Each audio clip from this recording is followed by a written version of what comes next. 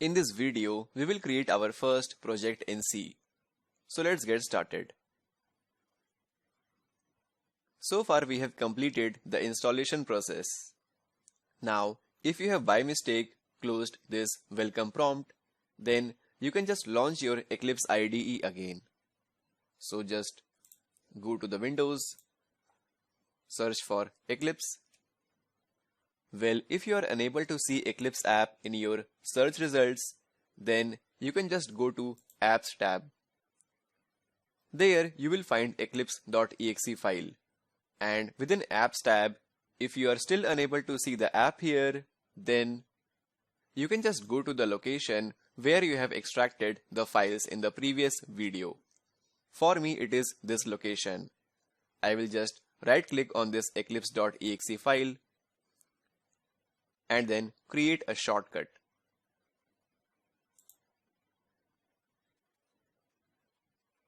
And then go to my desktop and launch Eclipse. When you launch Eclipse, it will show you the path to the default workspace. Now, what is a workspace? Well, workspace is basically a folder that will contain our C projects. Here it is showing us the path to the default workspace. Well, I want my C projects to be stored in my desktop. So what I will do is, in my desktop, I will just right click, go to new and create a new folder and name the folder as C-training. Now in this training, whenever we will create a new file or new folder, we will use the same naming convention, such as all words in the small case, and we will join multiple words by using hyphens. Fine. So hit enter, and then I will go to browse, go to desktop and select this folder. Great. Now click on launch.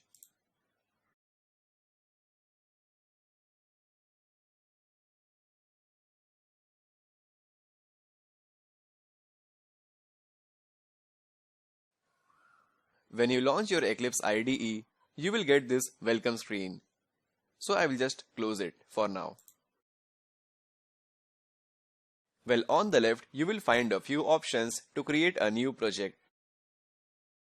And if you go to File, then New, you will find the same options for creating the new project. Now among these, there is an option to create a new C++ project. Well, creating a C project using this option is a bit tricky. Since this is a beginner training, so I will use this option to create a new project, this one. So make sure you select this option. You will get this wizard in front of you. Now let's expand this C++ option. There you will find this option C project. Select it and click on next. Now here you need to enter the name of your project. Since our objective is to learn the fundamentals of C programming, so let's name it somewhere close to our objective, such as Learn Programming. So this will be our project name. Now here I am using the same naming convention, such as all words in small letters, and they are separated by a hyphen. Just because when you create a new project, it will create a root folder whose name will be learn-programming. So that is why, to maintain consistency, I am using the same naming convention which we use to name our workspace. Fine. Then here you will find executable. Just expand it and you will get two options. The first is empty project. If you create a C project using this option, then your project won't contain any default source code. And if you select this Hello World ANSI C project, then it will by default create a C program file for you having some code. So let's go for this option. And then on to the right, you will find two compilers. The first is Cross GCC and the second is MinGW GCC. And this is the compiler which we installed just now. So let's select it and finally click on Finish.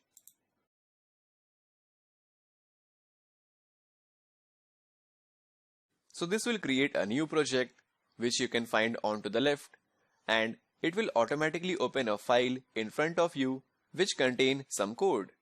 Well, right now, please don't worry about the code written in front of you. But right now, I want you to remove this code written in this file completely. And just below the video, you will find a link. I want you to open that link. There, you will find some code. Just copy those code and paste it in this file. Like this.